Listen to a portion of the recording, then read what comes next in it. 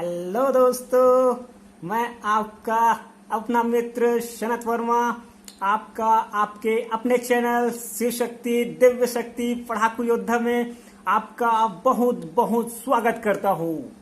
दोस्तों, हमारी चल रही है एनवायरनमेंट की सीरीज क्वेश्चंस की, और इसमें हम लोग बहुत ही महत्वपूर्ण प्रश्नों को देख रहे हैं जो पिछले पेपर्स में आ चुके हैं और आगे आने वाले भी हैं। देखिए दोस्तों, मैंने इस सीरीज में एनसीईआरटी बेस्ड प्रश्नों को शामिल करने की सोची है, और जो पेपर में कई बार आए हुए हैं और एनसीईआरटी से भी बाहर से एनसीईआरटी के बाहर से भी प्रश्न पूछे गए हैं, जिनको भी मैंने इंक्लूड किया हुआ है। और पर्यावरण की खासियत है दोस्तों इस विषय की कि इसमें बार बार प्रश्नों को रिपीट किया जाता है, और कुछ अति महत्वपूर्ण प्रश्न जो आगे बन सकते हैं, नए प्रश्न, उनको भी मैं अपने सीरीज में इंक्लूड करने वाला हूं। तो आप लोग जरूर देखिएगा। 4-5 वीडियो मैं अपलोड करूंगा, इससे आपको पता चल जाएगा कि किस प्रकार के प्रश्न बनते हैं और किस प्रकार के प्रश्न बनने वाले हैं। तो चलते हैं दोस्तों, हम लोग देखते हैं अपना पहला प्रश्न। सबसे पहला प्रश्न आप लोग देख लीजिए, बहुत ही महत्वपूर्ण है और आपको पक्का पसंद आएगा। तो जल में आर्सेनिक की अधिकता से कौन सा रोग हो जाता है? देखिए, पर्यावरण की बात हो रही है और पर्यावरण में जल का बड़ा महत्व है, और अधिकतर देखा गया है कि आर्सेनिक की अधिकता से बहुत खतरनाक रोग हो जाता है। उस रोग का क्या नाम है? अगर आपने कभी पहले पढ़ा होगा तो आप आंसर दे पाएंगे, नहीं तो शायद ही दे पाएंगे। देखते हैं ऑप्शन में आपके क्या क्या है। मिनीमाता है, हैजा है, ब्लैक फुट है, ब्लू बेबी सिंड्रोम। तो कमेंट में अपना आंसर बताइए दोस्तों। अब मैं अपना आंसर बता देता हूं। देखिए दोस्तों, आर्सेनिक की अधिकता से जल में ब्लैक फुट हो जाता है, ब्लैक फुट हो जाता है। ठीक है, तो इसमें आपका तीसरा आंसर है। ठीक है, ब्लैक फुट याद रखिएगा, आर्सेनिक की अधिकता से ब्लैक फुट। और जल में क्लोराइड की अधिकता से रोग होता है। आपसे पूछा जाता है कि जल में क्लोराइड की अगर अधिकता हो जाती है तो कौन सा रोग हो जाता है? तो देखिए, इसमें ऑप्शन है blue baby syndrome, chlorosis, itai, black foot. और चारों ही ऑप्शन अगर आपने नहीं पढ़ा है तो आपको थोड़ा सा कठिन लग सकता है, लेकिन मैं इसका आंसर आपको बता देता हूँ। बहुत ही सरल है और नाम से ही आपको पता चल जाएगा, क्लोरासिस होता है क्लोराइड की अधिकता से। ठीक है दोस्तों, लेकिन क्या होता है, जब नहीं पढ़े होते हैं बच्चे तो उनको शंका होती है कि क्या क्लोरासिस ही आंसर होगा, क्योंकि इतना आसान थोड़ी होगा, ऐसा लगता है मन में, क्योंकि नहीं पढ़ा है ना। लेकिन आपने जब पढ़ा है तो आपको बड़ा ही आसान लगेगा और पक्का आपके नंबर आपको मिल जाएंगे। तो इसीलिए पढ़ना बहुत जरूरी है दोस्तों। सभी चीज आसान है, लेकिन पढ़ना बहुत जरूरी है। ठीक है, और आगे आपको बहुत ही मजेदार, रोचक और महत्वपूर्ण प्रश्न मिलने वाले हैं। तो पूरा सीरीज जरूर देखिएगा, और कोई भी नया प्रश्न आपको मिलता है हमारे वीडियो में तो लाइक जरूर कीजिएगा दोस्तों। चलिए दोस्तों, आगे का प्रश्न देख लेते हैं। इकोलॉजी शब्द का सर्वप्रथम प्रयोग किसने किया? तो आपके सामने ऑप्शन है अर्नेस्ट हैकल, एजी टांसले। और मैं आपको बता दूं दोस्तों, इकोलॉजी का जनक नहीं पूछ रहा है, ये शब्द का सर्वप्रथम प्रयोग पूछ रहा है। और पिछले वीडियो में हमने देखा था इकोलॉजी के जनक के बारे में। अगर आपने देखा होगा वीडियो तो आपको पता होगा कि इकोलॉजी के जनक कौन हैं, और यह प्रश्न भी बहुत बार आता है। और इकोलॉजी देखिए शब्द का प्रयोग भी पूछ लिया है। तो बहुत ही आसान प्रश्न होते हैं, बस आप लोग एक बार पढ़ लीजिए तो आपके लिए बड़ा आसान हो जाएगा। तो आपके सामने तीसरा ऑप्शन है ईपी ओडम और चौथा ऑप्शन है ईओ विल्सन। तो बताइए दोस्तों, कमेंट में लिखते जाइए कौन सा आंसर सही है। मैं इसका आंसर आपको बता देता हूं। इसका आंसर है ईपी ओडम। ईपी ओडम वही व्यक्ति हैं जिनके बारे में आपने अक्सर सुना होगा, बहुत महान वैज्ञानिक रह चुके हैं और इकोलॉजी शब्द का सर्वप्रथम प्रयोग इन्होंने ही किया है। ठीक है दोस्तों, और इसका मतलब इसका तीसरा आंसर सही है। और दोस्तों, मैंने आपको बताया था कि इकोलॉजी के जनक कौन है। इकोलॉजी के जनक हैं अर्नेस्ट हैकर। और मैंने आपको बताया था इकोसिस्टम मतलब पारिस्थितिकी तंत्र के जनक कौन है। इकोसिस्टम के जनक कौन है? A.G. टांसले। ठीक है, जो दूसरा ऑप्शन इस प्रश्न में है वो। तो इस प्रकार आपका रिवाइज भी होते जाएगा दोस्तों, वीडियो जरूर देखा कीजिए। ठीक है, अब अगला प्रश्न और भी रोचक है दोस्तों। बताइए सबसे अधिक बाघ कहां पर है? टाइगर रिजर्व की बात कर रहा है। टाइगर रिजर्व की बात कर रहा है। मैंने आपको पिछले वीडियो में बताया था कि सबसे अधिक जो बाघ है मध्य प्रदेश राज्य में है, लेकिन अभी पुरुष ये जो पूछ रहा है, ये पूछ रहा है सबसे अधिक बाघ किस टाइगर रिजर्व में है। तो बताइए दोस्तों, चार ऑप्शन आपके सामने हैं। पेंच राष्ट्रीय उद्यान, कार्बेट राष्ट्रीय उद्यान, रणथंभौर जो टाइगर रिजर्व है और बांधवगढ़ नेशनल पार्क। और चारों ही जगह को मैं बता दूं दोस्तों, चारों ये जो स्थान हैं ये चारों ही टाइगर रिजर्व हैं। और इसका उत्तर है दोस्तों पेंच राष्ट्रीय उद्यान। बहुत प्रसिद्ध है दोस्तों, बहुत प्रसिद्ध है बाघों के लिए। अब अगला प्रश्न देखते हैं दोस्तों। क्षेत्रफल की दृष्टि से सबसे बड़ा टाइगर रिजर्व है। अब बताइए दोस्तों, पर्यावरण से संबंधित आपके प्रश्न आएंगे पेपर में, लगभग 30 नंबर के, वन संरक्षक और वन क्षेत्रपाल में। तो देखिए, पर्यावरण से संबंधित जो जीव जंतु हैं उनसे तो प्रश्न पूछेगा ही ना, खास करके बाघ से। तो मैं आपको डायरेक्ट आंसर बताता हूं। इसमें पहला जो ऑप्शन है नागार्जुन श्री सैलम अभ्यारण्य। ठीक है, नागार्जुन श्री सैलम अभ्यारण्य, यह सबसे बड़ा टाइगर रिजर्व है भारत में। और ऐसे प्रश्न आपके पेपर में आते रहेंगे, पर्यावरण के पेपर में। तो आगे चलूं दोस्तों। इको मार्क उन भारतीय उत्पादों को दिया जाता है जो, अगला प्रश्न आपके सामने है। ठीक है, इको मार्क के बारे में आपने शायद सुना होगा। अगर नहीं सुना है तो ISI मार्क के बारे में आपने सुना होगा। उसी तरह का एक मार्क होता है दोस्तों जो भारत सरकार लगाती है भारतीय उत्पादों में। तो बताइए दोस्तों, किन उत्पादों में इको मार्क लगाया जाता है? चार ऑप्शन आपने पढ़ लिया होगा, मैं आपके लिए एक बार पढ़ देता हूं। शुद्ध एवं मिलावट रहित। ठीक है, जो शुद्ध और क्या होते हैं, मिलावट रहित होते हैं। जो प्रोटीन समृद्ध हो। ठीक है, जो पर्यावरण के प्रति समृद्ध हो और जो बहुत कीमती हो। ठीक है, तो इसमें देखिए चारों ऑप्शन में आपका इको मार्क उन पर लगाया जाता है जो पर्यावरण के प्रति जो है, पर्यावरण के प्रति समृद्ध हो, जो पर्यावरण के प्रति सुरक्षित हो। ऐसा भी आपके ऑप्शन में आ सकता है। ठीक है दोस्तों, तो याद रखिएगा, जो उत्पाद पर्यावरण के प्रति क्या होते हैं, सेफ होते हैं, सुरक्षित होते हैं, उनको इको मार्क दिया जाता है। अब अगला प्रश्न आपका बहुत रोचक है।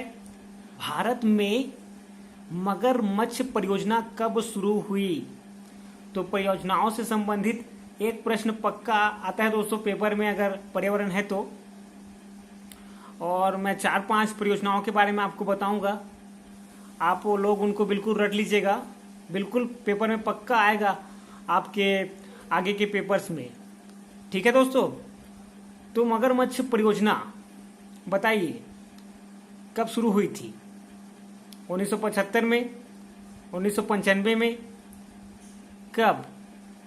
देखिए 1972 अक्सर लोगों को लगता है, क्योंकि इसमें क्या आया था, इसमें आया था वन्य जीव संरक्षण अधिनियम आया था। ठीक है, वन्य जीव संरक्षण अधिनियम। और पिछले वीडियो में मैंने आपको बताया था कि पर्यावरण संरक्षण अधिनियम आया था 1986 में। ठीक है दोस्तों, तो ये सब अधिनियम भी आप लोग याद रखिएगा। और जो मगरमच्छ परियोजना शुरू हुई थी 1975 में हुई थी दोस्तों। ठीक है, 1975 में। तीसरा ऑप्शन आपका सही है। और इस प्रकार के प्रश्न आपके पक्का बनते हैं। और मुझको एक बात और बताइए कि भारत में सबसे पहले किस जंतु को बचाने के लिए परियोजना चलाई गई? ये आपका आगे का प्रश्न भी है। तो क्या बाघ को संरक्षित किया गया था सबसे पहले, कि हाथी को, कि मगरमच्छ को, कि मयूर को? तो बताइए दोस्तों, सबसे पहले किसको संरक्षित किया गया था? आपके 1972-73 में टाइगर प्रोजेक्ट चला था। ठीक है दोस्तों, टाइगर परियोजना शुरुआत की गई थी।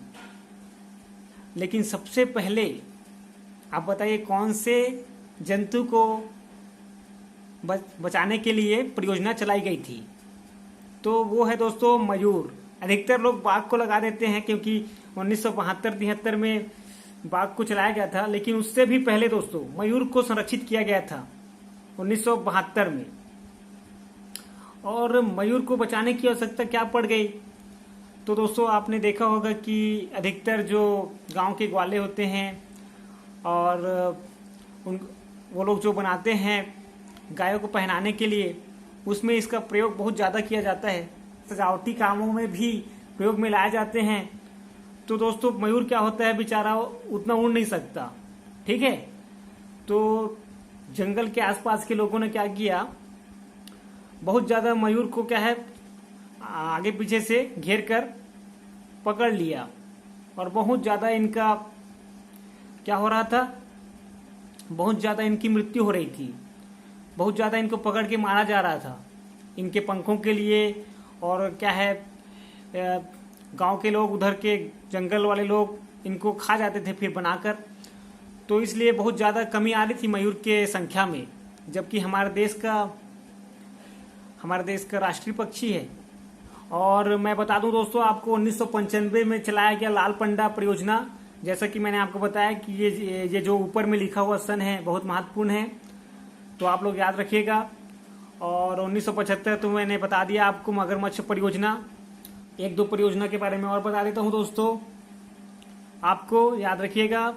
1992 में हाथी परियोजना चलाई गई और 2000 में सन 2000 में गिद्ध परियोजना चलाई गई। तो इतनी सारी बातें बहुत महत्वपूर्ण हैं और मैंने आपको एक ही वीडियो में सारी बातें बता दी। अब आगे के प्रश्न जल्दी जल्दी देखते हैं दोस्तों। बहुत सारी बातें आपको मैंने बता दी। ओजोन परत संरक्षण दिवस कब मनाया जाता है?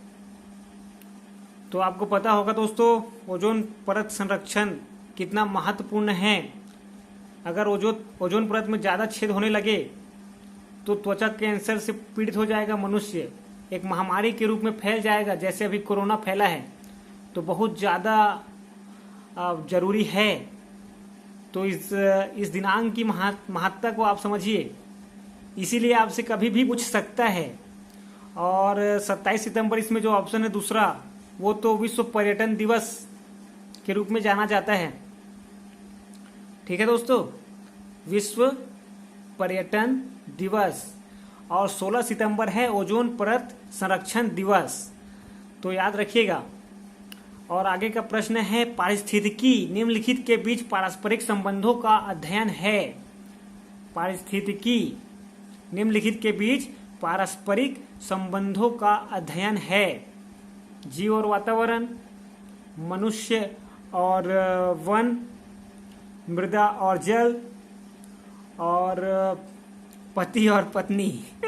एक बार क्या हुआ दोस्तों कि हमारे क्लास में एक बच्चे ने बोल दिया था कि पति और पत्नी इन्हीं के अच्छे व्यवहार से परिस्थिति अच्छी बनती है, ऐसा बोल दिया था। तो बहुत हंसे थे हम लोग। तो बहुत ही हास्यजनक हो जाता है अगर कोई नहीं पढ़ा होता है तो। उल्टे पुल्टे जवाब आते हैं, तो इसीलिए पढ़ना बहुत जरूरी हो जाता है। और मैं आपको बता दूं दोस्तों, इसका आंसर है पहला ऑप्शन, जीव और वातावरण। ठीक है, जीव और वातावरण के पारस्परिक संबंधों का अध्ययन ही क्या है? पारिस्थितिकी है, इकोलॉजी है। पारिस्थितिकी को इंग्लिश में क्या कहते हैं? इकोलॉजी। ठीक है दोस्तों, आपके 10 प्रश्न हो चुके हैं और उनके बीच में हम लोगों ने बहुत सारे प्रश्न और कवर किए। ऐसा ही होता है दोस्तों, जैसे पिछले वीडियो में 15 प्रश्न तो थे, लेकिन उसके बीच में बहुत सारी बातें, बहुत सारे प्रश्न और हुए, तो इसलिए पूरा वीडियो जरूर देखा कीजिए। ठीक है, और लाइक जरूर कीजिए दोस्तों। अगर एक भी नया प्रश्न और अच्छी बातें आपको पता चलती है तो लाइक जरूर कीजिएगा। और आगे जो प्रश्न है दोस्तों, यह भी बहुत बार आया हुआ है और आपसे पूछा जाता है अक्सर कि UNEP का मुख्यालय कहाँ है? UNEP का मुख्यालय कहाँ है? ये पर्यावरण से संबंधित संस्था है दोस्तों, तो पक्का पूछा जाएगा, क्योंकि देखिए यूनाइटेड नेशन का है ये, इसका पूरा नाम ही है यूनाइटेड नेशन, और ई से है इन्वायरमेंट और पी से है प्रोग्राम। ठीक है, संयुक्त राष्ट्र पर्यावरण कार्यक्रम। तो पूछा जाएगा ना दोस्तों, बिल्कुल पूछा जाएगा, क्योंकि पर्यावरण की पढ़ाई कर रहे हैं हम लोग, और पर्यावरण का बहुत बड़ा ये जो है ऑर्गेनाइजेशन है, तो पूछा जाना तय है, कभी ना कभी पूछेगा। और देखते हैं, ऑप्शन जिनेवा है, पहला ऑप्शन नैरोबी है, दूसरा, तीसरा वियना है, चौथा ओस्लो है। ओस्लो जो कि नॉर्वे की राजधानी है। अक्सर बहुत सारे संस्थाओं का मुख्यालय है, लेकिन इसका बताइए आप कौन सा होगा? और खुद बताने का प्रयास किया करें पहले, उसके बाद मैं आपको बता देता हूं। इसका है नैरोबी। ठीक है, नैरोबी। और कमेंट करके बताइएगा नैरोबी किस देश की राजधानी है। आगे वाला प्रश्न देखते हैं दोस्तों, रेड डाटा बुक कौन जारी करता है? रेड डाटा बुक बहुत ही महत्वपूर्ण है दोस्तों। इसमें उन जीवों को अंकित किया जाता है जो विलुप्त होने के कगार पर आ चुके हैं या विलुप्त हो चुके हैं, जो संकटग्रस्त हैं। ठीक है दोस्तों, तो रेड डाटा बुक बहुत ही महत्वपूर्ण है और आपसे पूछा जाता है अक्सर कि कौन सी संस्था जारी करती है रेड डाटा बुक। और हमारे देश का जो बहुत बड़ा पक्षी होता है गिद्ध, ये भी रेड डाटा बुक में क्या हो चुका है? सम्मिलित हो चुका है। और इसके आंसर के बारे में मैं बात करूं दोस्तों, तो IUCN ये है आपका आंसर, दूसरा ऑप्शन। और IUCN का फुल फॉर्म आप लोग कमेंट में मुझको बताएंगे, सर्च करके देखिएगा गूगल में। और इसका जो हेडक्वार्टर है वो भी पूछा जाता है पेपर में, तो वो भी आप लोग कलेक्ट करके रखिएगा दोस्तों। ठीक है, ऐसे खोजते रहिए और ढूंढने का प्रयास किया करें। जो बातें होती है जैसे IUCN है, और भी मैं जैसे बातें बताऊंगा आपको, तो उनके बारे में थोड़ा थोड़ा आप लोग ढूंढते रहेंगे तो आपको याद रहेगा। ठीक है, ढूंढने के लिए मैं सिर्फ इसलिए बोलता हूं दोस्तों, क्योंकि जिस पर आप लोग मेहनत करते हैं वो बहुत समय तक आपको याद रहती है। ठीक है, तो थोड़ा सा मेहनत कीजिए और बातों को कैप्चर करने का प्रयास कीजिए, आपको बहुत समय तक याद रहेगा। चलिए दोस्तों आगे चलते हैं और जैव विविधता के जनक के बारे में बताइए, कौन माने जाते हैं? E.O. Wilson, Odum, Walter G Rosen, di Castri. तो मैंने आपको बताया था वाल्टर जी रोसेन ने बायोडायवर्सिटी शब्द का प्रयोग किया था सर्वप्रथम, लेकिन यहां पर तो जैव विविधता का जो है जनक पूछा जा रहा है। ठीक है दोस्तों, जनक, तो बताइए दोस्तों जनक कौन है? और जैव विविधता के जनक के बारे में आपसे अक्सर पूछा जाता है। इसका पहला ऑप्शन सही है दोस्तों, E.O. विल्सन। इनका नाम है एडवर्ड O. विल्सन। ठीक है, कभी कभी पूरा नाम भी दे देते हैं, तो याद रखिएगा, जैव विविधता के जनक E.O. विल्सन बहुत बार पूछा गया है। और आगे 2 प्रश्न और मैं जो बताऊंगा वो भी बहुत ही महत्वपूर्ण हैं।